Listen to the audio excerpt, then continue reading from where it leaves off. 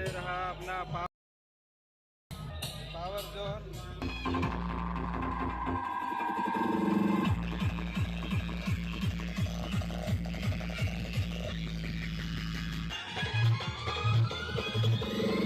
ये दुर्गेश भाई का स्टाइल है रे, बजा बजा।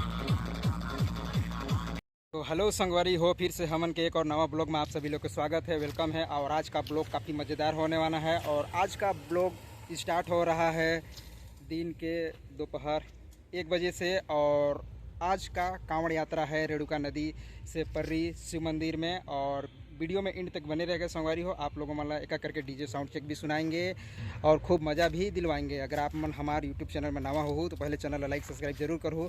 और बाकी सामने देख सकते हो हैम डीजे जॉन पसला, और इधर साउंड चेक हो रहा है हैम डीजे जॉन पसला का।